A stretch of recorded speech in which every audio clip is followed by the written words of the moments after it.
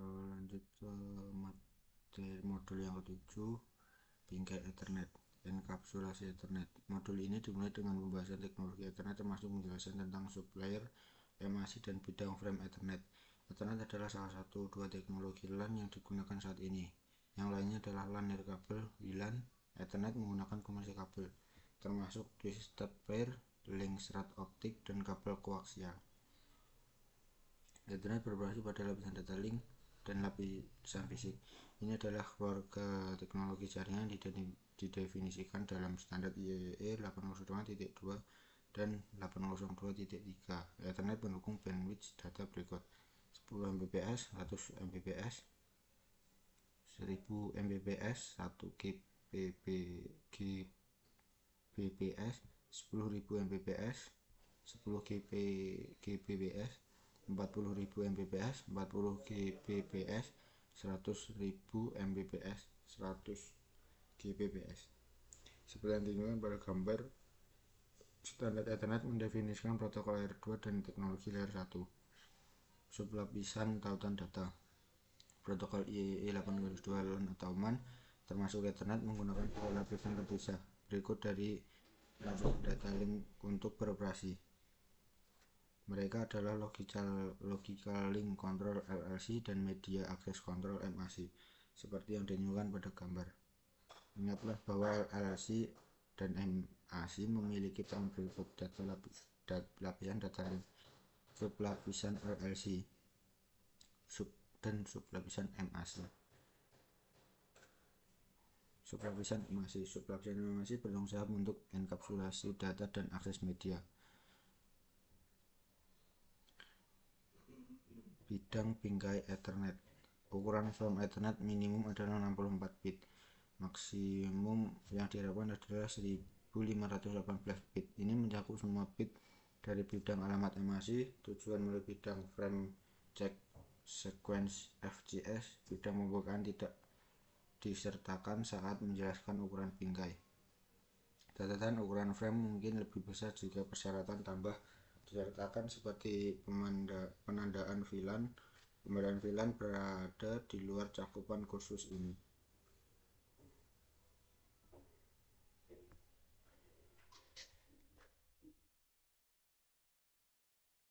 Alamat MAC Ethernet. Alamat MAC dan heksadesimal. Dalam jaringan, alamat IPv4 dipresentasikan menggunakan sistem bilangan basis 10 desimal dan sistem bilangan basis 2 biner. Alamat IPv6 adalah alamat Ethernet dipresentasikan menggunakan sistem angka 16 basis heksadesimal. Untuk memahami heksadesimal, Anda harus terlebih dahulu memahami biner dan desimal.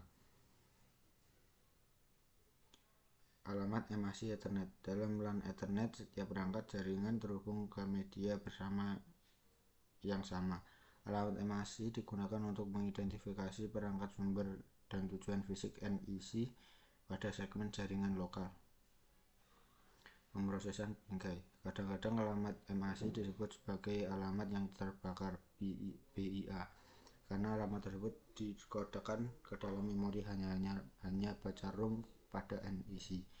Ini berarti alamat tersebut dikodekan ke dalam chip ROM secara permanen. Alamat MAC unicast. Di Ethernet, alamat MAC yang berada digunakan untuk komunikasi unicast siaran dan multicast lapisan.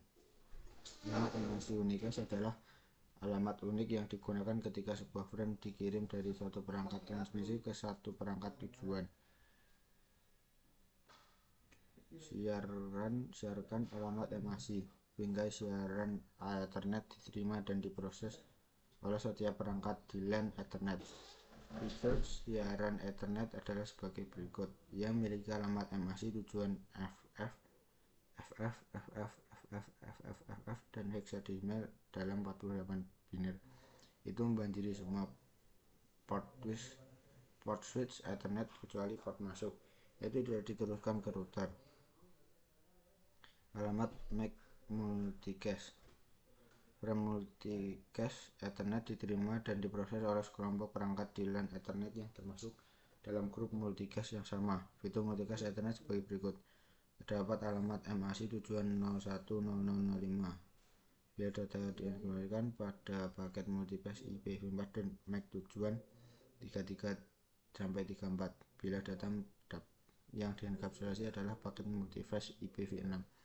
Alamat MAC tujuan multicast dicadangkan ketika data yang dienkapsulasi bukan IP. Itu membanjiri semua port switch Ethernet kecuali port masuk. Itu tidak diteruskan oleh router.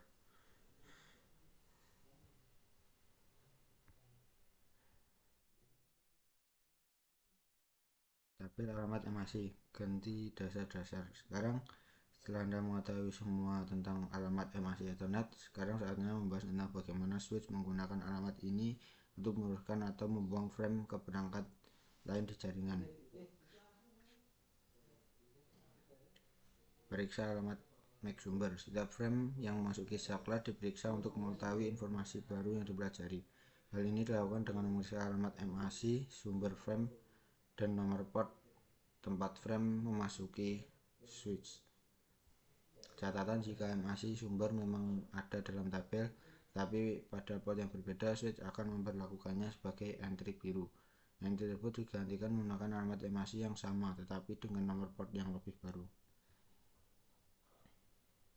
Memfilter bingkai.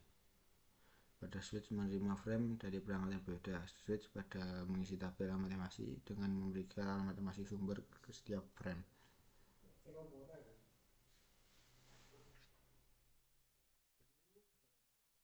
Aktivitas ganti menentukan bagaimana switch meneruskan frame berdasarkan alamat MAC sumber, alamat MAC tujuan, dan informasi pada tabel switch.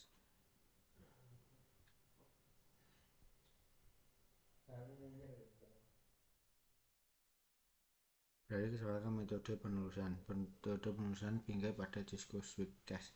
Seperti yang belajar kita sebelumnya, switch menggunakan tabel alamat MAC untuk menentukan port mana yang akan digunakan untuk meneruskan frame. Dengan switch Cisco sebenarnya ada dua metode penerusan frame dan alasan bagus untuk menggunakan salah satunya tergantung pada situasinya. Peralihan melalui jaringan. Dalam peralihan potong melalui saklar bertindak berdasarkan data segera setelah data diterima. Bahkan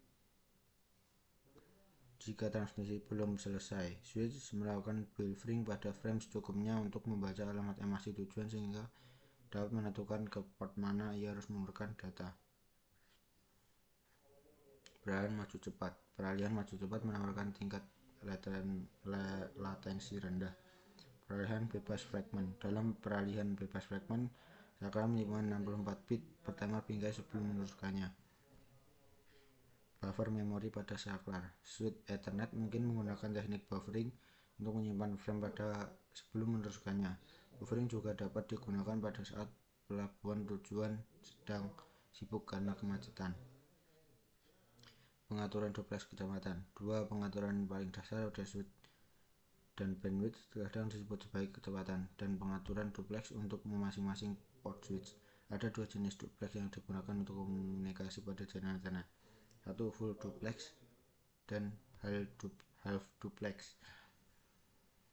Catatan sebagai besar switch Cisco dan NEC Ethernet secara default menggunakan negosiasi otomatis untuk kecepatan dan duplex. MDIX otomatis. Koneksi antar perangkat dulunya memerlukan penggunaan kabel crossover atau straight through. Jenis kabel yang digunakan bergantung pada jenis perangkat interkoneksi.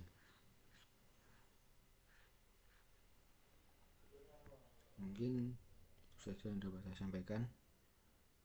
Kurang lebihnya mohon maaf. Akhirnya, assalamualaikum warahmatullahi wabarakatuh.